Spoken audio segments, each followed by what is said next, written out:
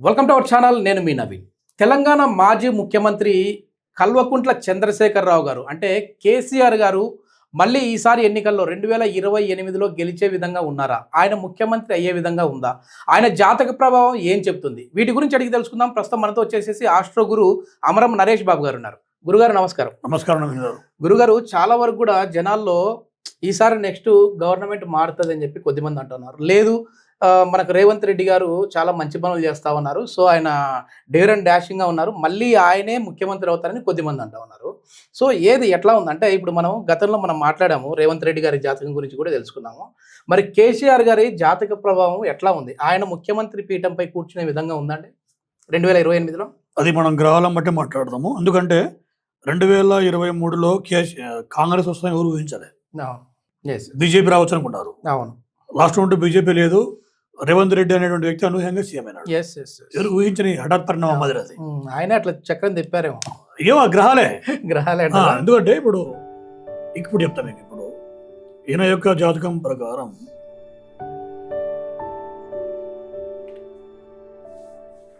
ఈయనకి 1 అంటే శుక్రుడు, 5 అంటే బుధుడు. మీరు అనుకుంటారమ్మా ఒక సీఎం కావాలని అనుకుంటే ఈ కైండ్ ఆఫ్ ప్లానెట్స్ కలిసి ఉంటాయి. 1, 5, 9 గ్రహాల కలయిక అంటాం దాన్ని. ఈ 1, 5, 9 గ్రహాల కలయిక ఎక్కడ జరిగిందా అంటే ఇతని లగ్నం వృషభలగ్నం అయితే ఈ 10వ ప్లేస్ కి రవి, బుధుడు, శుక్రుడు 3 ఉన్నారు ఇక్కడ. మీకు ఇందాక కూడా ఓ మాట రవి రాజగ్రహం అంటారు అని. ఈ రవి అనేటువంటి వ్యక్తి, చంద్రుడు, ఇద్దరు రాజగ్రహాలు అంటాం.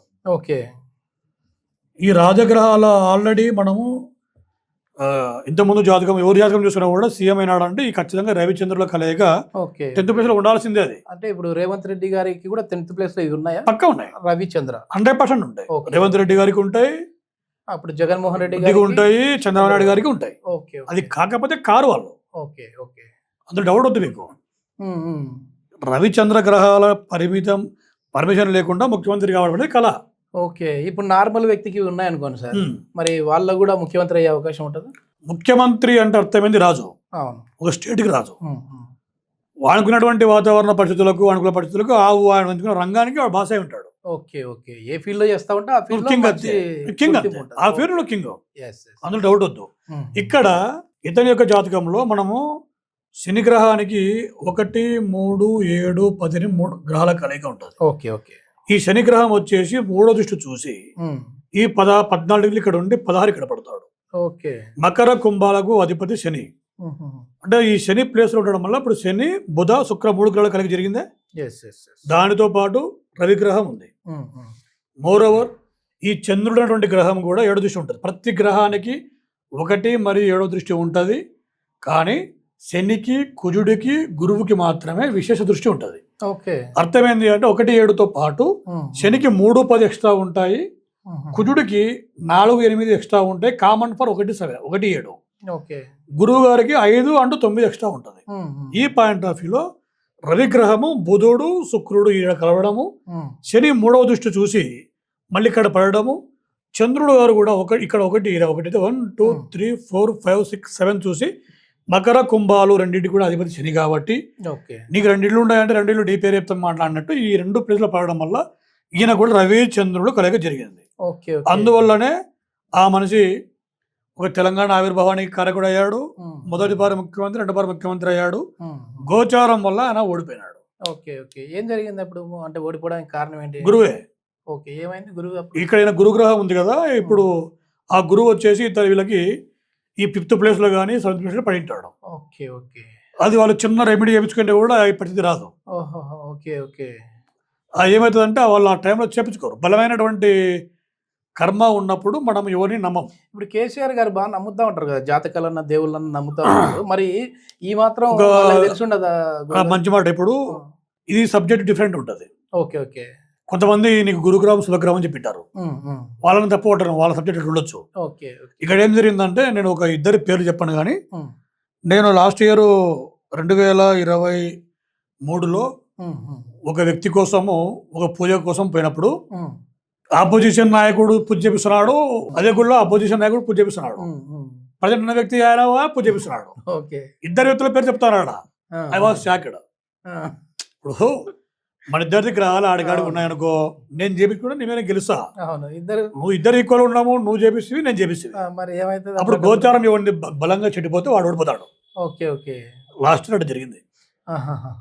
ఇది ఒక మన స్టేట్ అనా, తెలుగు రాష్ట్రాలు పక్కా.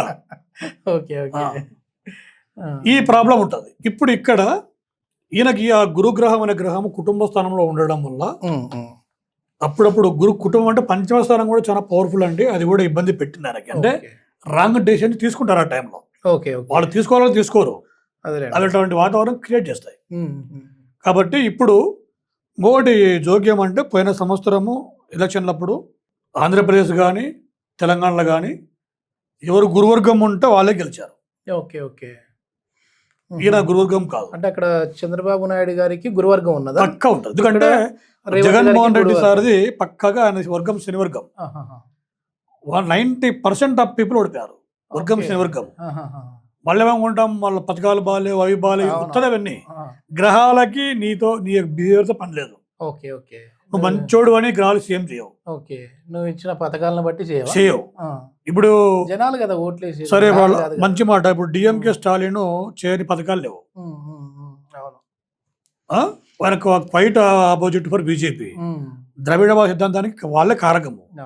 మళ్ళీ అలాంటి వ్యక్తి ఆయన ఎమ్మెల్యే ఓడిపోయినాడు. ముఖ్యమంత్రి పక్కన పెడదాం, విజయ్ అనే వ్యక్తికి ఆ గ్రహాల కలయిక జరిగింది. Okay okay. అది మనం ఎక్స్ప్లెయిన్ చేద్దాం, అది వేరే విషయం. అంటే పెడతామైందా, స్టాలిన్ లాంటి వ్యక్తి దేశ రాజకీయాల్లో బలమైనటువంటి ఒక వ్యక్తి విజయ్ కారు డ్రైవర్ చేత ఓడిపోయినాడు. కారు డ్రైవర్ గొప్పడా ఈయన గొప్పడా అంటే రాంగ్, గ్రహాలు గొప్పవి. గ్రహాలు గొప్పవి. ఎంత తోపైనా వీరుడు అయినా గ్రహాలు ఏంటో చేయాల్సింది. Okay okay. సో ఇప్పుడు 2028లో ఇప్పుడు ఇక్కడ శనిగ్రహం ప్రజెంట్ గోచారం ఇక్కడ ఉంది. ఆయన ఇక్కడికి వచ్చేస్తాడు కంప్లీట్ గా. శని ఇక్కడ రావడం వల్ల మళ్ళా చిన్న దృష్టి చేసినప్పుడు ఇక్కడ ఈయనకు కూడా అంత ఈజీగా అవతల వ్యక్తికి అంత ఈజీగా ఉండదు. Okay okay. అంటే ఈయన బలపడుతున్నాడు, మా శని వస్తుంది ఇప్పుడు. ఓకే. మొన్న దాకా గురువు ఎఫెక్ట్ పడింది వీళ్ళకు. గురువు ఇక్కడ ఉండడం వల్ల ఏమవుతుందంటే అప్పుడు ఇక్కడ ఉండడం వల్ల గురువు ఎయిత్ ప్లేస్ అంటాం దీన్ని. Okay okay. ఎయిత్ అంటే అష్టమ స్థానం అంటాం. ఆ లక్కు స్థానంలో నువ్వు తప్పు చేసేదంటే గురుగ్రహం చేస్తుంది. Okay okay. రేపు శనిగ్రహం రావడం వల్ల ఈ యొక్క ఎయిత్ ప్లేస్ ను కూడా వాడు చూస్తాడు దృష్టిలతో. Okay okay. అప్పుడు నీకు తిరిగే ఉండదు. అంటే నెక్స్ట్ ఖచ్చితంగా ముఖ్యమంత్రి అయ్యే అవకాశాలు ఉంటాయి. కానీ గురుగ్రహ రెమెడీ చేసుకోవాల్సింది కూడా. ఎవరైతే వర్గం శనివర్గం ఉంటారో వాళ్ళు గురుగ్రహ రెమెడీ చేసుకోవాల్సిందే. Okay okay. గురుగ్రహ రెమెడీ చేసే విధానం చెయ్యాలా, మామూలు పూజలతో పనికిరాదు. అలా నేను పూజారి కాదు. Okay okay. అంటే మీరైతే చేయరు, మీరు ఎంతవరకు ఉన్న రెమెడీ మెథడ్ చెప్తారు. ఆ మెథడ్ చెప్తా, మళ్ళీ వాళ్ళ పంతుల వారితో వాళ్ళు చేసుకోవాల్సిందే. అది ఆ మెథడ్ చెప్తాము. ఆ మెథడ్ బట్టి చేసుకుంటే వాళ్ళ ఎవరైతే ఉంటారో వాళ్ళ పూర్తిలో చేసుకోవచ్చు. Okay okay. 1000% రిజల్ట్ వస్తాయి. ఓ సూపర్ సూపర్. ఇది మొత్తానికి ఏంటంటే ఒక చిన్న రెమెడీ వల్ల మళ్ళీ రాబోయే రోజుల్లో కేసీఆర్ గారు ముఖ్యమంత్రి అయ్యే అవకాశాలు అయితే ఉన్నాయి. కానీ ఇదేముంది అని కొట్టిపడేస్తే గతంలో ఓడిపోయిన వాళ్ళని కూడా మనం చూసాం, గురుగ్రహం ఉన్నా సరే. No doubt. Okay okay. ఉదాహరణ చెప్తా, ఎగ్జాంపుల్. ఈ 1, 5, 9 గ్రహాలు ఇక్కడ కూడా జరిగింది కదా, అందుకే ఆయన ఎంత క్రేజీ ఆయనకు. అవును, క్రేజీ ఉండాలా, రవిగ్రహం కలిగి జరగాల. నువ్వు సీఎం కేసీఆర్ సారే కాదు, రేపొద్దున నరేష్ బాబు అని నేనైనా మీరైనా మనకు కలిగి జరిగి ఉంటుంది. ఆడ జరగకపోతే మనం కాము. It's a fundamental rule. కానీ ఇక్కడ మీరు చెప్పండి, మీరు ఎవరైనా సరే ఇప్పుడు జాతీయ పార్టీలు ఉంటాయి కొన్ని, మనము ఎన్ని జాతీయ పార్టీలో ఎవరైనా సీఎం కావచ్చు. ప్రాంతీయ పార్టీ అయితే వాళ్ళే అవుతారు కాబట్టి మనం కామెంట్ చేయము.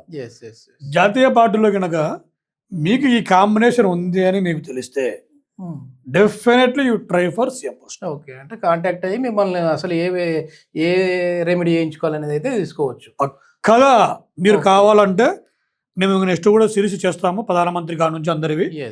దాంట్లో కూడా మీకు ప్రతి ఒక్కరికి నేను ఈ కాంబినేషన్ చూపిస్తాను. ఓకే. ఓకే. ఇది మొత్తం మీద మీరు కూడా ఎవరైనా సరే రాజకీయాల్లో రాణించాలనుకున్నా, లేదు అని అంటే రాజకీయాలే కాదు, ఎనీ బిజినెస్‌లో మేము సక్సెస్ అవ్వాలి. ఎంత పెట్టుబడులు పెడతా ఉన్నా సరే, మాకు చేతి నుంచి డబ్బులెళ్తున్నాయి తప్ప ఆదాయం రావట్లేదు అని చెప్పేసి అనుకునే వాళ్ళుంటే, అసలు వాళ్ళ గ్రహస్థితి ఏ విధంగా ఉంది? నిజంగానే వాళ్ళ పెట్టే పెట్టుబడి మళ్ళీ తిరిగి వచ్చే విధంగా ఆదాయ రూపంలో ఉంటుందా లేదా? దీనికి ఏమైనా రెమెడీస్ ఉంటాయా? వీటి గురించి మీరు అడిగి తెలుసుకోవాలంటే నరేష్ బాబు గారితోటి అపాయింట్‌మెంట్ అయితే తీసుకోండి. కింద స్క్రోల్ అయ్యే నంబర్‌కి కాల్ చేయండి. థాంక్ యూ గురుగారు.